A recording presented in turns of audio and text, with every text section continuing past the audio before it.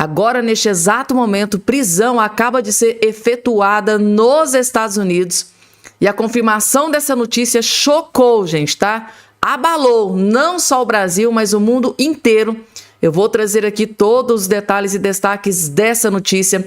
Outro ponto que eu vou trazer também para vocês, gente, tá? Acaba de ser confirmada uma notícia urgentíssima sobre Eduardo Bolsonaro nos Estados Unidos.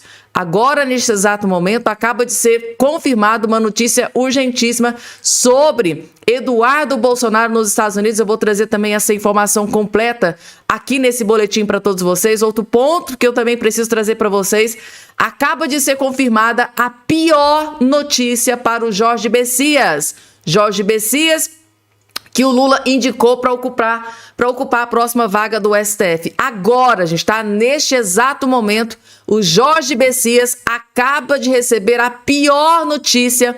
E a informação que a gente tem de bastidores é que o Lula está completamente furioso com essa decisão que acabou de ser tomada, que jogou uma cachoeira de água fria nos planos do Lula em colocar o Jorge Messias lá no STF, gente, tá? Além dessa informação, outro ponto que eu preciso trazer para vocês: a Michelle Bolsonaro, ela acabou de fazer a segunda visita a Jair Messias Bolsonaro, e após sair, tá, gente, tá, da Superintendência da Polícia Federal, após visitar o Bolsonaro, ela fez uma revelação sobre o Bolsonaro que acendeu um alerta gigante na direita, gente, tá? Ela fez uma declaração devastadora sobre Jair Messias Bolsonaro, e essa notícia eu tenho certeza que é de grande interesse de todos vocês que estão do outro lado assistindo. Após visitar Bolsonaro, tá, do lado de fora, ela deu uma declaração devastadora sobre Jair Messias Bolsonaro, e eu vou trazer também esta informação completa nesse boletim para vocês. Além dessas, gente, tá? Outras várias informações, inclusive escândalo dentro do governo Lula acaba de explodir, e é uma bomba, gente, que você não vai ver passando num Jornal Nacional, no Fantástico da Vida, e você só vai saber se assistir esse vídeo aqui do início até o fim, que tá trazendo aqui uma pancada atrás da outra para todos vocês, gente, tá? Vamos lá, rapidamente, claro, por favor, tá? Não posso esquecer de convidar você a se inscrever no nosso canal, fazer parte aqui, né, da família Fabiana Cardoso. Você que tá caindo aqui de paraquedas, seja muito, muito bem-vindo. Aqui você encontra as principais notícias do mundo da política nacional, internacional, geopolítica, tudo você encontra de forma muito bem atualizada, didática, aqui nesse canal. Então, é um bom motivo para você se inscrever. Então, já se inscreve aqui no canal, ativa o sininho das notificações e compartilhe o vídeo o máximo possível que vocês puderem. E logo de cara, gente, eu confesso, agora chegou a vez dele, gente, tá? O Maurício Marcon, né, gente, que a gente admira de montão, rasgou o verbo. Rasgou o verbo contra o Lula, contra ministro, contra... Gente do céu, mais outro aqui, tá? Que não tá aguentando o que tá acontecendo. Foi pra cima sem dó e nem piedade, né? Pro pessoal aí que só protege bandidos. Quem será que protege tantos bandidos, né, gente? Vejam só, tá? Foi pra cima.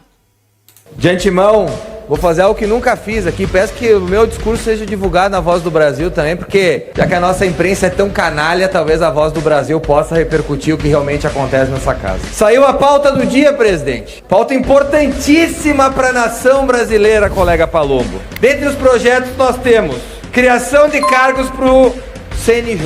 Pauta fundamental, como é que o Brasil pode andar sem uma criação de cargos para o CNJ. Doação de aeronaves para o Paraguai.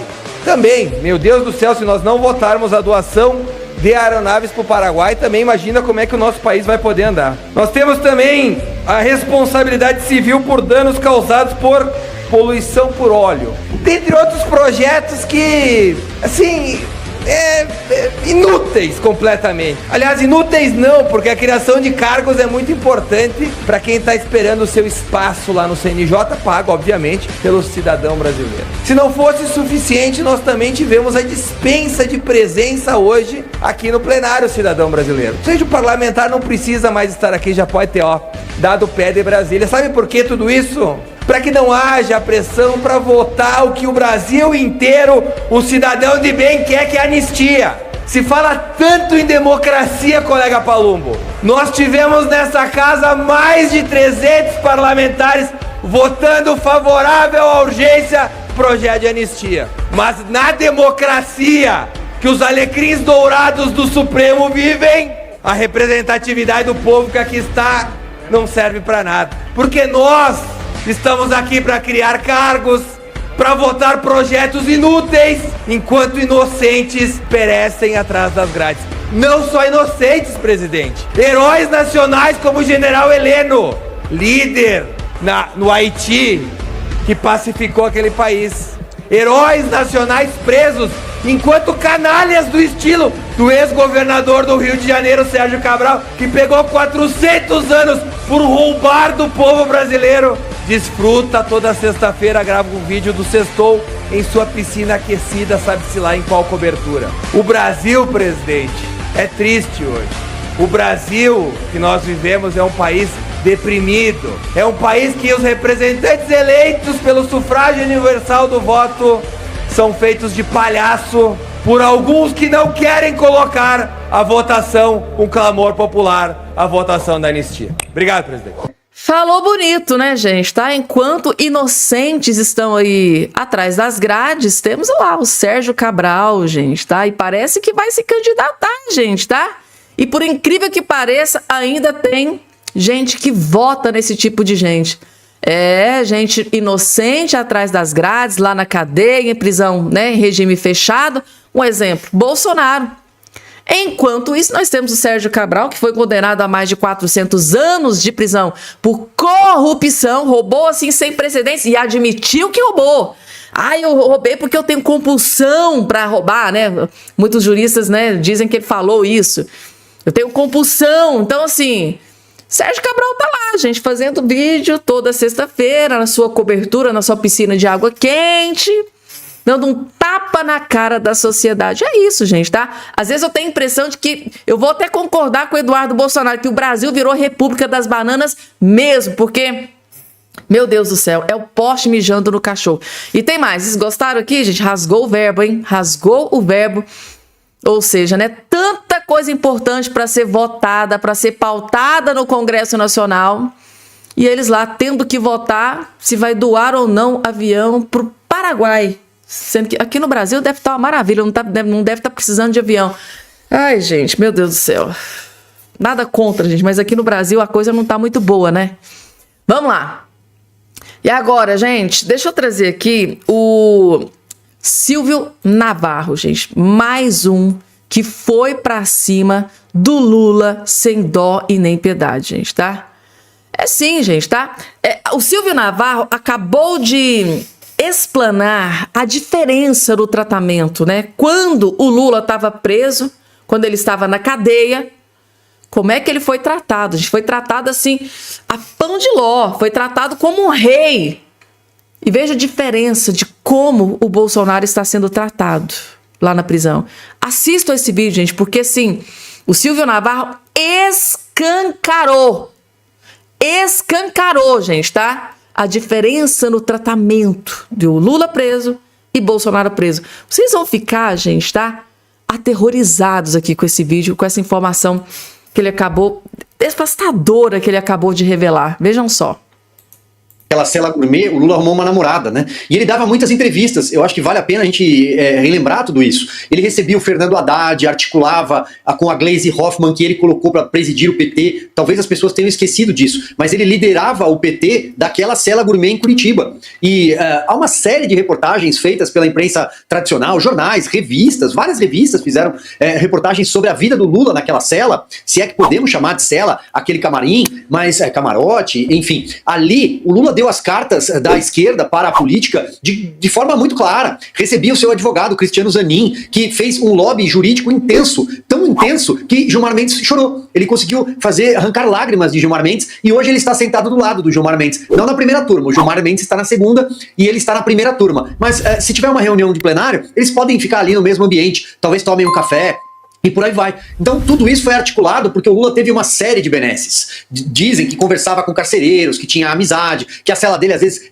tinha algumas vantagens que nenhum outro preso já obteve. Lembrando que ele jamais foi recolhido a uma penitenciária. E o presidente Jair Bolsonaro está na superintendência da Polícia Federal com uma espada apontada contra o peito. E nós falamos isso aqui também, reiteradamente, inclusive nesta semana, que a forma como ele foi colocado na Polícia Federal pelo Alexandre de Moraes é quase que um recado. Olha, se algo sair fora do script aqui, inclusive relacionado aos filhos, porque a intenção do sistema é riscar o sobrenome Bolsonaro das eleições, nem Flávio, nem Carlos, nem Eduardo, nem Michele, é riscar o sobrenome Bolsonaro, ele vai para Papuda. Nós vamos torturá-lo ainda mais. Tem alguns relatos que sobre a saúde do presidente Bolsonaro, para encerrar aqui, Paula, ele está doente. Ele tem um problema de refluxo por conta das cirurgias. Ele sofreu, ele passou, salvo engano, por 6 ou 7. Sempre me falha a memória em relação se foram 6 e a 7ª não chegou a ser uma cirurgia. Foi uma internação, talvez seja isso. Mas é algo muito invasivo para alguém que derramou sangue em defesa da direita brasileira, aliás, né? Estava em campanha em defesa da direita que não existia em 2018. Pois bem, a partir de então ele tem um problema de refluxo à noite e tem problema de soluço, que é algo muito frequente. Quem o visita informa isso, que olha, o presidente está soluçando muito, ou seja, ele precisa de uma dieta adequada, acompanhamento médico, ele não tem 20, 30 anos, né? Ele já tem mais de 70, ou seja, ele precisaria de cuidados, mas não, está sendo torturado. E concordo com o que foi dito. Acho que a intenção se ele morrer para esse sistema, tudo bem. Pessoal, tem uma coisa na fala do Silvio Navarro que eu preciso pontuar aqui para vocês. Preste atenção no que ele disse aqui no início, bem no iniciozinho do vídeo. Preste atenção. Naquela cela gourmet, o Lula arrumou uma namorada, né? E ele dava... Naquela cela gourmet, o Lula arrumou uma namorada, né? Prestem bem atenção nesse ponto aqui. Ou seja, o Silvio Navarro está dizendo que durante o momento, né, em que o Lula estava preso, ele recebeu visitas da Janja, né? Ele arrumou uma namorada. Calma, daqui a pouco eu vou trazer aqui uma informação sobre as visitas da Janja que vocês vão ficar chocados. Daqui a pouco eu vou trazer essa notícia para vocês num outro comentário que eu vou trazer aqui para vocês. Continuando, gente, tá? Continuando. Daqui a pouco, gente, tá? Notícia urgentíssima sobre Eduardo Bolsonaro nos Estados Unidos. Daqui a pouco eu vou trazer essa informação para vocês. Também uma outra informação de prisão que acabou de ser efetuada nos Estados Unidos. Essa notícia chocou, gente, tá? Principalmente o Brasil. Mas não só o Brasil, mas o mundo inteiro. Daqui a pouco eu vou trazer essa bomba que acabou de ser confirmada. Porque antes, gente, tá? Acaba de sair a pior notícia para o Jorge Bessias, gente, tá? E essa aqui é só a primeira. Tem 3 notícias terríveis para o Jorge Bessias e para o Lula que eu vou trazer aqui a partir de agora nesse boletim para vocês. Ao que tudo indica, gente, tá? Vai ser praticamente impossível o Jorge Bessias ocupar essa vaga no STF. Vocês vão entender a partir das 3 informações que eu vou trazer a partir de agora. Em busca de votos no Senado, o Messias segue ignorado por Davi Alcolumbre.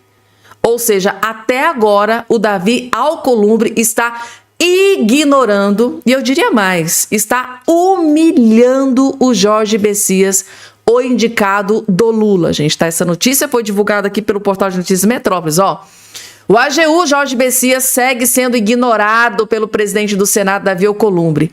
O jurista escolhido pelo Lula da Silva do PT para ocupar a próxima vaga no STF iniciou nesta quarta-feira o tradicional beijamão entre os senadores para articular apoio à sua aprovação.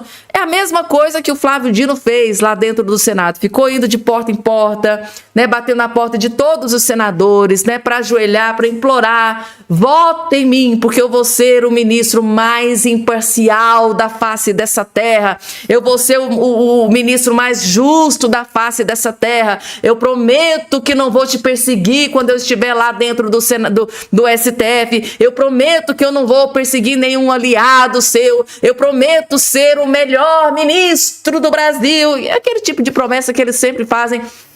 Como diz o senador Magno Malta, eles vendem até a alma, né, para conseguir chegar no STF. E quando chega lá, aí a história muda completamente diferente. Então ele começou a fazer esse trabalho, né, que principalmente o Flávio Dino fez e que deu certo, né? Mas será que para o Jorge Bessias vai dar certo?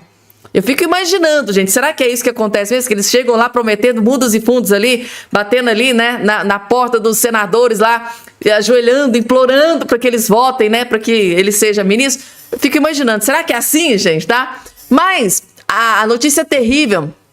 Pro Bessias não para por aí não, gente, tá? Sim, ele começou, olha só que cena deprimente, vejam só a mãozinha na cabeça, tipo assim, oh meu Deus do céu, que humilhação que eu tô passando para ser ministro do STF, meu Deus do céu. Sim, gente, tá? Ele começou os trabalhos, começou a ir lá no Senado Federal, de gabinete em gabinete, de porta em porta, bater ali, para conversar com os senadores, fazer lá várias promessas, né, gente, que a gente conhece, não é de hoje.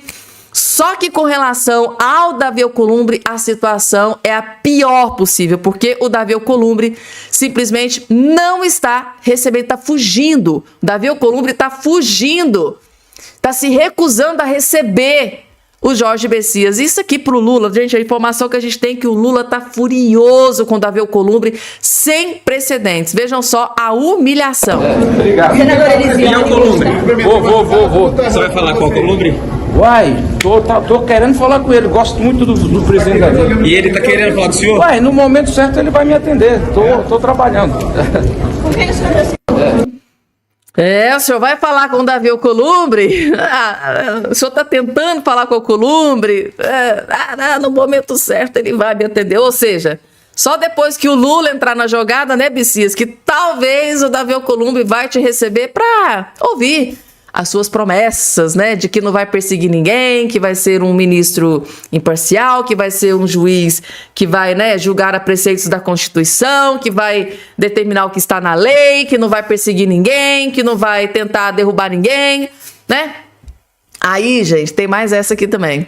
Tem mais essa bomba. Eu tô falando pra vocês, gente, tá? São 3 notícias terríveis para o Jorge Bessias. Vejam só o que o presidente, deixa eu colocar aqui, ó, o que o presidente da CPMI do INSS, da roubalheira do INSS, da fraude, do roubo do INSS, acabou de explodir contra o Jorge Bessias, que era o AGU, que foi alertado pela Polícia Federal de tudo que estava acontecendo da roubalheira e parece que não fez nada. A chapa vai começar a esquentar pro Jorge Bessias e chegou na pior hora possível. Você imagina, o cara indo de porta em porta e a batata dele assando lá dentro da CPMI. Só assistam. O convite ao senhor Jorge Bessias já foi aprovado e nós fizemos diversas tentativas de que ele viesse, se apresentasse numa data em que fosse melhor, mas não recebemos uma resposta positiva. A oposição, vários parlamentares, então, decidiram pelo requerimento de convocação e eu vou colocar em pauta e vamos ver qual vai ser a decisão do plenário. O importante é que ele, como advogado que teve acesso a todas as informações do relatório principal da Controladoria Geral da União, indicando que as associações estavam fazendo descontos irregulares, qual foram as decisões que ele tomou? Ele agiu de que maneira ou não agiu? Ele tornou pública essas decisões, são sigilosas, confidenciais, ou ele não agiu? São respostas que ele, na posição em que está, precisa vir a essa comissão explicar à população quais foram os pontos. Porque se nós em 2023 tivéssemos realmente impedido os descontos, como estamos conseguindo agora pela CPMI, bilhões de reais não teriam sido roubados dos aposentados brasileiros. A questão é quem não agiu, porque servidores públicos que estavam no INSS corrompidos mantiveram o esquema vivo e os órgãos de controle não funcionaram. Nós queremos saber onde estão essas falhas e de quem são as responsabilidades pelo rombo. Tá aí, gente, tá? O que o presidente da CPMI, né, do INSS acabou de revelar é que o Jorge Bessias foi alertado. Por que não fez nada? Né? Então, essa é uma pergunta que ele vai ter que responder lá na CPMI. Só que, num primeiro momento, gente, a CPMI, né, do INSS decidiu o quê? Convidar, fazer um convite. Estamos aqui, Jorge Bessias, te convidando a comparecer lá na CPMI para prestar esclarecimentos, né? Responder algumas perguntas, né? Algumas lacunas, algumas dúvidas, né? Por exemplo, essa questão, se o senhor foi alertado, né? Que estava acontecendo roubalheira do INSS, por que o senhor não fez nada? Né? Por quê? Será que o senhor prevaricou? Né? O que aconteceu? Então, pediu para ele dar explicações. Só que como foi um convite, Tem uma diferença, gente, na CPMI, em uma CPMI, de um convite entre uma convocação. Quando um cidadão ele é convidado, ele tem a prerrogativa de dizer, não vou, eu não quero ir. Ele tem a prerrogativa de escolher se quer ir ou não prestar esclarecimentos na CPMI. Aí ele foi convidado algumas vezes, simplesmente não foi. Fugiu, ele está fugindo da CPMI, da roubalheira do INSS. Está fugindo, ele não foi. Enquanto ele foi convidado, ele não compareceu, ele não foi. Fugiu da CPMI. Só que aí os parlamentares da CPMI falaram, não, já que ele não quis vir de boa vontade, já que ele não quer vir pelo amor, vai vir pela dor. Porque agora nós vamos aprovar um requerimento de convocação. Foi o que eu expliquei para vocês. A partir do momento em que ele é convocado, ele é obrigado a ir na CPMI do INSS. E agora, como ele disse aqui agora, acabou de ser aprovado o requerimento de convocação, ou seja, o Jorge Messias acabou de ser convocado. Ele está sendo obrigado, agora não tem como mais fugir, não tem como mais dar desculpas, tá? Porque mesmo no convite foi, olha, veja a data que fica melhor para você, mas vem aqui na CPI prestar esclarecimento. Ele não foi, arregou, fugiu da CPMI. Só que agora com a convocação ele é obrigado a ir, ele vai ser obrigado a ir na CPMI responder todas as perguntas dos parlamentares que vão estar ali na sua frente, porque afinal de contas o Brasil inteiro, principalmente os aposentados que foram roubados, porque segundo aqui o senador, se ele tivesse alertado, feito o que tinha que ter feito quando ele foi alertado, né? Quando ele foi avisado da roubalheira que estava acontecendo, alguns bilhões poderiam ter sido roubados dos velhinhos do INSS, mas ele ficou quieto. Por que ele ficou quieto? Será que para não prejudicar a imagem do Lula? Ou se tem algum outro porquê, algum outro motivo? Ele vai ter que revelar e agora vai ser obrigado. Ele está sendo obrigado a comparecer. E essa, gente, é uma notícia terrível para o Messias, porque isso está acontecendo no pior momento, que é o momento em que ele está ali lutando para que ele consiga a vaga no STF. Agora isso aqui é uma bomba, né, gente, tá? Pessoal, vocês se lembram que agora há pouco o Silvio Navarro comentou, né, que o Lula tinha várias regalias lá dentro da prisão, né? Completamente o contrário do que está acontecendo com o Bolsonaro agora. Aquilo ali, a cela do Lula parecia mais um camarote, né? De tanta coisa disponível que tinha para ele, visitas, dava entrevistas, né? Recebia várias visitas e tal. Agora, a visita que chamou muita atenção é a da Janja, né? O Lula até arrumou uma namorada no tempo em que ele estava preso, que é hoje a esposa do Lula. Aí, gente, presta atenção nessa notícia que eu vou trazer para vocês, que eu fiquei chocada. Após Flávio e Carlos, Michele e Renan visita Bolsonaro na prisão. Ou seja, a Michele Bolsonaro está visitando o Bolsonaro pela segunda vez. Hoje é a segunda vez que a Michele Bolsonaro visita o Bolsonaro. Só que ela fez uma declaração que eu tô chocada. Veja só isso aqui. Apenas 30 minutos, lamenta Michele sobre visita a Bolsonaro. Ou seja, a Michele Bolsonaro visitou o Bolsonaro, só que ela revelou que o Moraes só deixou ela visitar ele por 30 minutos. A pergunta que eu me faço aqui, eu preciso fazer, coloca aqui embaixo a opinião de vocês, gente, tá? Eu quero a opinião sincera de vocês. Quando a Janja visitava o Lula lá na cadeia, vocês acham que ela ficava lá visitando o Lula só por 30 minutos? Coloca aqui embaixo. Alguém sabe aí dessa informação? Coloca aqui embaixo, aqui nos comentários.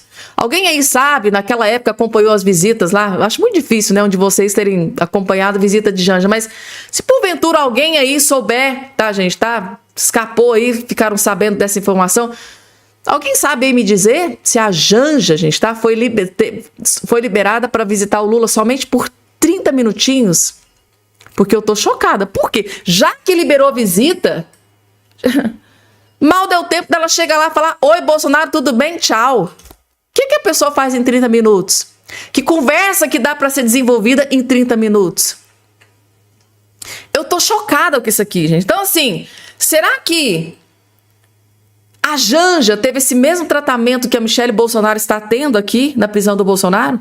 Será que a Janja, quando o Lula estava preso, ela ia lá e lá na cadeia, lá na cela do Lula, ficava só por 30 minutos lá dentro? Como eles estão fazendo com a Michele Bolsonaro aqui, gente, tá? Contra fatos não há argumento, gente, tá? É muito triste o que está acontecendo com a família Bolsonaro. Quando eu tive acesso aqui a essa notícia, eu fiquei estarrecida com o tamanho da maldade e perversidade. Além de ficar longe do marido, Alexandre de Moraes vai lá e libera 30 minutos. Coloca aqui embaixo a opinião de vocês. Gente, e o Donald Trump, que tá indo pra cima do Maduro sem dó e nem piedade. O Donald Trump, gente, ele tá sangrando o Nicolás Maduro, né? Antes de tomar aquela decisão que o mundo inteiro tá aguardando. Donald Trump diz o seguinte: se tiver que fazer do jeito difícil, tudo bem. Alerta Donald Trump sobre Maduro, gente. A chapa tá esquentando para cima do ditador Nicolás Maduro.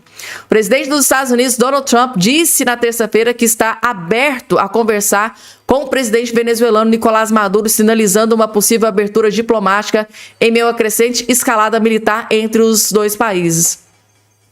Se pudermos salvar vidas, se pudermos fazer as coisas do jeito mais fácil, ótimo. E se tivermos que fazer do jeito mais difícil, tudo bem também, declarou. Ou seja, ele está aberto à negociação, à conversa, está aberto a conversar. Mas se o Maduro optar pelo caminho mais difícil, também tudo bem para o Donald Trump.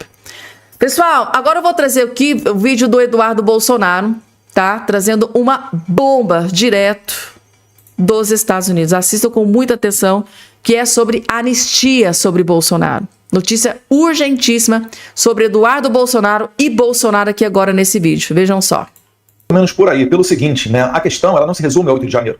Tem várias outras pessoas que são perseguidas pelo Alexandre de Moraes, que não tem nada a ver com 8 de janeiro. Né? Eu estou falando aqui de Rodrigo Constantino, Alan dos Santos, juíza Ludmila Lins Grilo, até o próprio Oswaldo Eustáquio e várias outras pessoas que conseguiram escapar das garras do tirano Alexandre de Moraes. Então é preciso essa fotografia maior para entender que o problema não é só o 8 de janeiro. O 8 de janeiro é a principal ferramenta utilizada na narrativa do Moraes, que quer nos fazer crer que Bolsonaro esperou o momento quando ele não era mais presidente, antes de sair da presidência, indicou os chefes militares indicados pelo Lula, e então, nessa oportunidade, quando ele não era mais presidente, ele ainda viajou para Orlando, terra da Disney World, e então mandou a sua, entre aspas, tropa de 1.500 pessoas desarmadas, com senhorinhas, velhinhos, autistas e vendedores de algodão doce, para dar um golpe, onde não ocorreu nenhum tiro e nenhuma arma foi apreendida.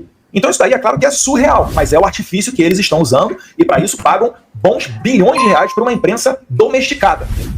Então, nesse cenário, essa é a arma principal deles na narrativa. Agora a foto ela tem que ser maior. É por isso que a gente fala desde 2019. Porque em 2019 começou a perseguição com a abertura daquele inquérito chamado Inquérito das Fake News, que é o inquérito do fim do mundo. Há 6 anos temos uma investigação em curso no Brasil que ainda não foi concluída. Vale lembrar, com muito menor tempo de duração, outros inquéritos foram trancados pelo STF, falando que feriam o princípio da razoabilidade. Então, mais uma vez, 2 pesos, 2 medidas.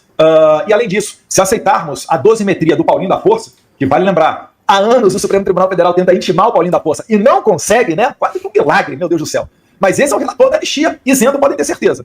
O projeto dele de dosimetria vai colocar uma série de brasileiros, como por exemplo, né, aqueles que estão na Argentina, algumas centenas, né, de simples pessoas, para nunca mais retornar ao Brasil.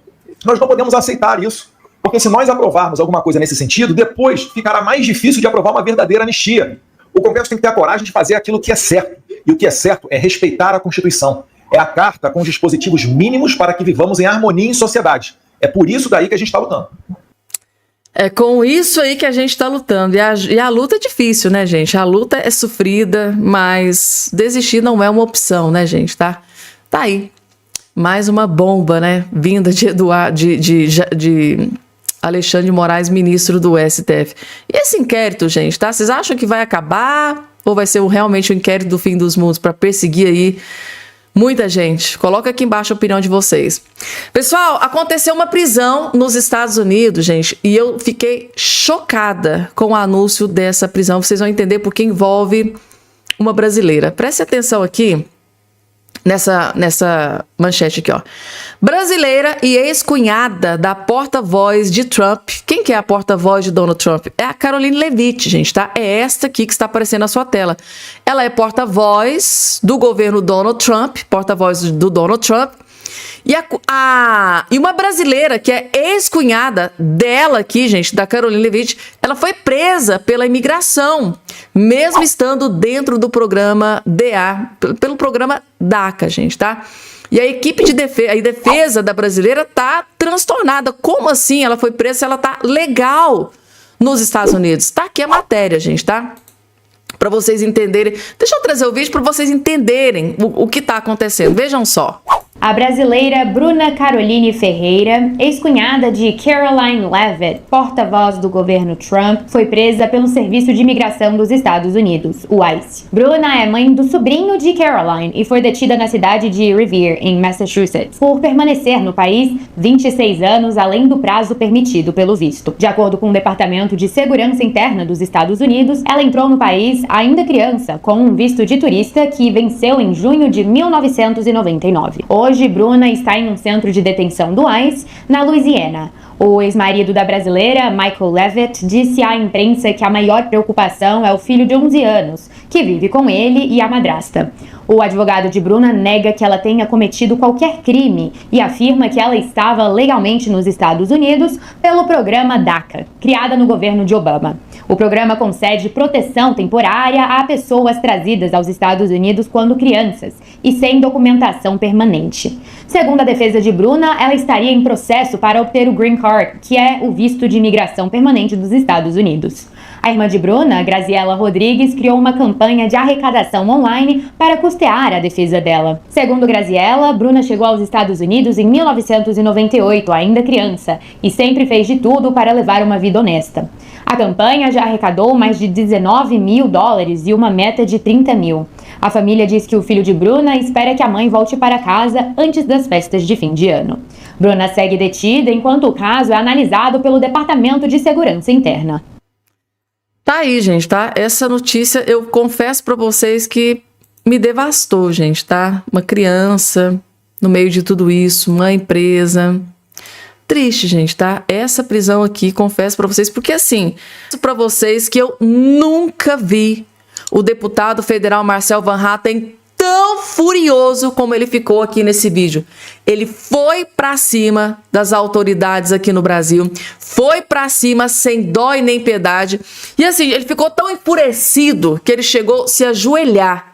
Em um dado momento, o Marcel Van Hatten chegou a se ajoelhar, gente, tá? Ele se ajoelhou pedindo socorro, gente, tá? Tá aqui, o deputado Marcel Van Hatten se ajoelha no plenário da Câmara, implorando que respeitem o regimento interno. Ele disse, olha, gente, eu ajoelho, senhor presidente. Respeitem o regimento interno, tá? Não só por legalidade, mas pela boa fé. Gente, o Marcel Van Hatten, ele se ajoelhou, gente, tá? Se ajoelhou.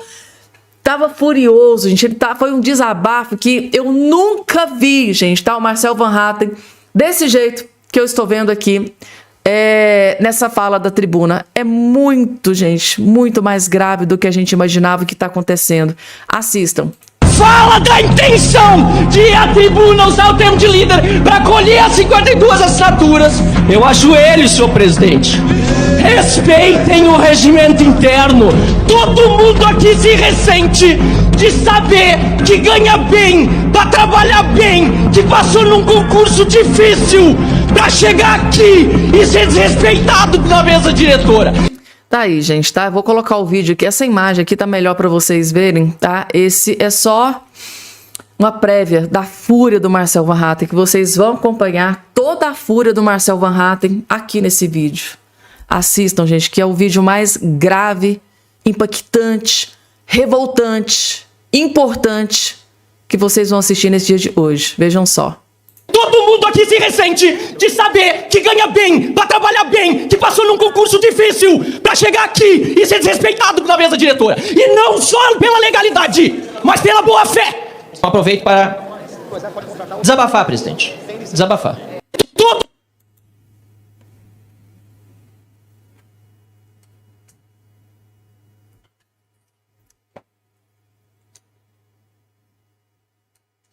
Todo mundo aqui se ressente de saber que ganha bem, para trabalhar bem, que passou num concurso difícil para chegar aqui e ser desrespeitado na mesa diretora. E não só pela legalidade, mas pela boa fé. Aproveito para desabafar, presidente. Desabafar. Vossa Excelência foi correto até agora, ou até pouco antes dessa situação. Porque Vossa Excelência disse que só abriria o processo de votação, daria o termo de líder depois. E a mesa diz que já tinha sido passada a votação antes de eu usar o termo de líder. Sabia-se que eu utilizaria, e eu disse isso no microfone, Eu falei da intencionalidade de utilizar para conseguir as assinaturas para o recurso. Eu me sinto enrolado, senhor presidente. Eu me sinto aviltado como deputado federal. Eu me sinto, senhor presidente, diminuído na minha função parlamentar. E eu sinto que esse regimento, eu tinha vontade até de rasgar, não faço em respeito. Inclusive é o papel utilizado aqui, mas eu tenho vontade de rasgar. O deputado Arthur Lira apresentou um relatório. Abriu-se a votação de uma proposta de emenda à Constituição. E durante a votação se cancelou a votação para se reiniciar depois. Aqui, senhor presidente, estamos falando de um projeto de lei complementar, ao qual nós apresentamos um recurso, com as 52 assinaturas. O senhor viu o nosso esforço. Isso aqui é a pessoa que sai, o senhor sabe o trabalho que a assessoria tem. Os demais deputados, nós conseguimos 10% das assinaturas dessa casa. Um por um, os 52 parlamentares assinaram. Não fui só eu que fui desrespeitado. Não vai ser vai ficar por isso mesmo, pelo visto. Não vou voltar atrás, mas quando é com a gente, não volto atrás. Quando é com alguém poderoso, e não tenho aqui crítica ao deputado Arthur Lira, mas quando é com alguém poderoso, quando é com uma proposta de emenda à Constituição que interessa algumas pessoas, inclusive ao governo, aí anula a votação. Agora, quando é alguém da oposição, quando é um deputado federal do Novo, quando é alguém que vem aqui e na maior boa-fé acredita em Vossa Excelência, fala da intenção de ir à tribuna, usar o termo de líder para colher as 52 assinaturas, o senhor diz que não vai dar. E depois ainda ouço da Érica Cocai que nós somos antidemocráticos, que está no regimento buscar 52 assinaturas. Eu queria, senhor presidente, que esta mesa, tanto diretora como a que assessora, respeitasse o regimento interno sempre. Eu não vou recorrer, não. Fiz a questão, não vou. Assessoria, não vou recorrer. Sabe por quê? Porque essa votação deveria ser cancelada, mas pelo regimento não pode. Não pode. Mas os senhores já desrespeitaram muitas vezes. Agora eu vou... Um minuto. Os senhores respeitaram muitas vezes. Não só hoje. É todo dia que esse regimento é rasgado. Aliás, tem um consultor dessa casa, Paulo Novaes, que fez um novo manual muito bom de regimento interno. E aí a assessoria toda lei, eu quero mais um minuto da minoria. E a assessoria toda lei segue e ensina. Acontece que ela ensina para os assessores o que não é praticado pela mesa. Não foi praticado hoje de novo. Não vai ser praticado amanhã outra vez. Principalmente quando é com a oposição. Quando é com poderosos, rasgam. Fazem o que pode. Interrompe a votação no meio. Abre de novo, faz uma aglutinativa. Vai aparecer uma aglutinativa ainda, não desse projeto, mas de algum outro. Eu quero um minuto da minoria, me foi dado um minuto da minoria. E eu tô aqui, não para falar por mim que eu não vou recorrer mais. Eu tô aqui para lavar a alma, se me permite a expressão, dos assessores competentes dessa casa. De todo mundo que no grupo do WhatsApp agora tá mandando palminhas. Não porque eu sou bonito, aliás, nem sou tanto não. Um pouco talvez. Porque sabem que todo mundo aqui se ressente de saber que ganha bem, para trabalhar bem, que passou num concurso difícil para chegar aqui e ser desrespeitado na mesa diretora. E não só pela legalidade, mas pela boa-fé. Porque eu fui na maior das boas-fés. Fui ali. O relator foi correto comigo, deputado Lula. O governo foi incorreto. Mas eu não merecia, nem a assessoria dessa casa, que a mesa diretora e aquela que é assessora, que fosse agir de má fé comigo. E ainda tem um minuto da oposição, me foi oferecido pelo querido deputado Cabo Gilberto para concluir. Eu quero aqui o deputado Caveira também. Eu quero aqui, senhor presidente, rogar, porque eu não quero que esse discurso fique apenas como um discurso de lavar a alma, um discurso de rancor e de revolta contra Vossa Excelência, cujo partido tem todas as diferenças, mas que o senhor não, e contra o secretário da mesa, o senhor Lucas, que sempre me trata com toda a dignidade e respeito. Não. Eu não quero esse discurso como sendo de rancor ou um discurso de revolta. Eu quero que ele seja um discurso de alerta e de pedido encarecido. Eu ajoelho, senhor presidente. Respeitem o regimento interno. Vamos passar a votar de acordo com o que diz o regimento da Constituição e parar de desrespeitar os deputados federais e os assessores desta casa. Muito obrigado, senhor presidente. Questão de ordem, presidente. Se ajoelhou, a Constituição... Né, chega uma hora que a pessoa não aguenta, né? Tanta perseguição. Né, gente? Muita perseguição. A pessoa ser perseguida num conselho de ética, gente. A pessoa ser perseguida num conselho de ética. De dentro da Câmara dos Deputados. Ou seja, gente, é muito triste, gente, tá? Tudo isso que tá acontecendo. É muito triste, eu entendo, gente, tá? Até faço questão de colocar aqui essa imagem pra vocês. Isso aqui, gente, é a cara da revolta, tá? É a cara da tristeza com a impunidade. É a cara da tristeza é a cara da revolta com a perseguição.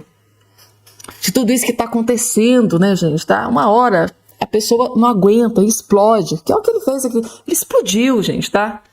O que estava entalado ali na garganta, ele disse ali na frente do presidente da Câmara, Hugo Mota, que está deixando tudo isso acontecer. e não está fazendo absolutamente nada. Basicamente Bolsonaro colocou o Hugo Mota na presidência da Câmara para fazer o quê? Para fazer absolutamente nada. Assistir todos esses devaneios, essas perseguições que vem acontecendo sem fazer nada. É muito estranho, gente. É muito estranho Hugo Mota não estar fazendo nada. Só uma... né? Para ter chegado a esse ponto, gente, tá? Do Marcel Van Hatten chegar ao ponto de se ajoelhar, pedir para que o Hugo Mota faça o mínimo, que é o seu trabalho, que é de zelar pelos parlamentares que representam a casa do povo, que foram eleitos pelo povo. Agora foi lá, fizeram, né, entraram com a representação contra o Marcel Van Hatten e outros parlamentares do Conselho de Ética. O Conselho de Ética vai lá e aceita. Agora eles serão perseguidos dentro da Câmara com consenso, com aval do Conselho de Ética da Câmara. É triste, gente, tá? É triste tudo que está acontecendo. É Bolsonaro sofrendo de um lado, é Michele Bolsonaro sofrendo do outro, a família Bolsonaro, Eduardo Bolsonaro, é o Ramagem. Agora, os parlamentares sendo denunciados no Conselho de Ética e Conselho de Ética dando aval para isso. É triste, gente. É muito triste o que está acontecendo. E agora?